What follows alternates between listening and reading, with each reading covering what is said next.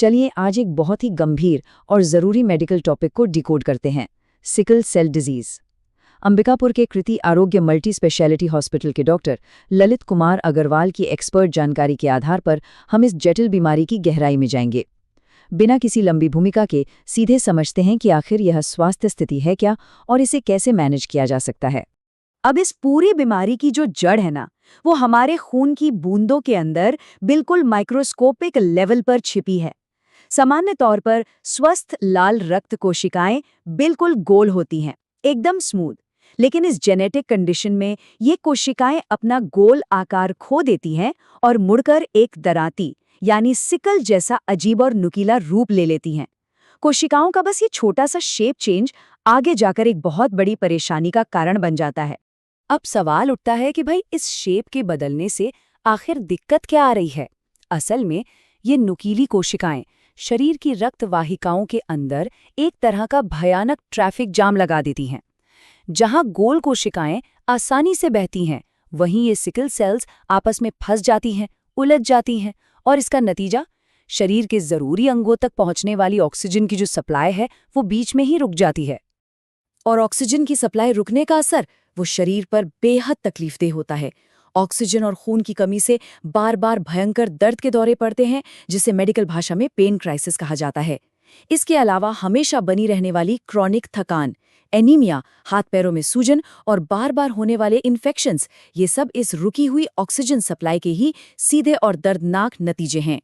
सबसे ज़्यादा चिंता की बात यह है कि बच्चों पर इसका असर बहुत ही विनाशकारी होता है, क्योंकि बढ़ते हुए शरीर को विकसित होने के लिए सबसे ज़्यादा न्यूट्रिशन और ऑक्सीजन चाहिए होती है।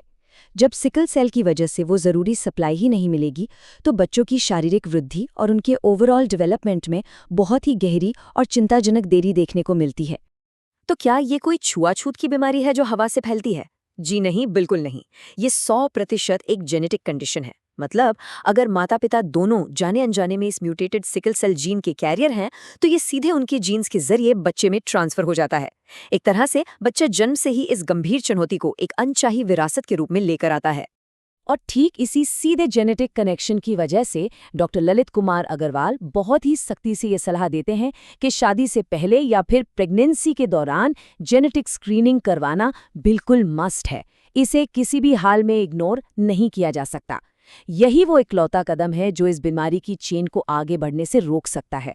इतनी सारी बातें जानने और समझने के बाद हम सबके दिमाग में एक सवाल तो जरूर आता है कि जब कोई परिवार इस स्थिति से गुजर रहा हो, तो क्या मेडिकल साइंस के पास आज की तारीख में सिकल सेल डिजीज का कोई पूरी तरह से पक्का, परमानेंट और जादू इलाज मौजूद है? देखिए, आमतौर पर इसका कोई 100% पूर्ण इलाज तो नहीं है, लेकिन इसमें हताश होने की भी बिल्कुल जरूरत नहीं है। सही मैनेजमेंट से एक बहुत ही नॉर्मल लाइफ जी जा सकती है। भरपूर पानी पीना ताकि बॉडी हाइड्रेटेड रहे, रेगुलर दवाइयां लेना, फॉलिक एसिड सप्लीमेंट्स, इन्फेक्शन से बचाव और ज़रूरत पड़ने पर ब्लड ट्रांसफ्यूजन, ये कुछ ऐसे सख्त कदम हैं जो इस बीमारी को पूरी तरह से कंट्रोल में रखते हैं। लेकिन हाँ, ये बात भी है कि मेडिकल साइंस काफ़ी एडवांस हो चुका है। जो बहुत ही सीवियर और गंभीर मामले होते हैं, जहां सामान्य मैनेजमेंट काम नहीं आता, वहां बोन मैरो ट्रांसप्लांट जैसा एक एडवांस मेडिकल ऑप्शन भी कंसिडर किया जा सकता है। ये थोड़ा कॉम्प्लेक्स जरूर है, लेकिन गंभीर रूप से पीड़ित लोगों के लिए ये एक नई उम्मीद की किरण बनकर आता है। तो आखिर में बात यहीं आकर रुकती है कि समय पर जांच और सही अवेयरनेस ही सबसे बड़ा बचाव है। अगर सही जानकारी या परामर्श चाहिए तो सीधे एक्सपर्ट से बात करनी चाहिए, जैसे कि कृति आरोग्य मल्टी स्पेशलिटी हॉस्पिटल, जिनसे 9399082112 पर संपर्क किया जा सकता है।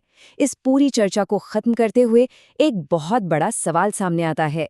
अगर शादी से पहले सिर्फ एक साधारण सा ब्लड टेस्ट आने वाली पीढ़ियों को जिंदगी भर के दर्द से बचा सकता है, तो क्या इस छोटे से कदम को आज ही हमारे समाज का सबसे जरूरी नियम नहीं बन जाना चाहिए?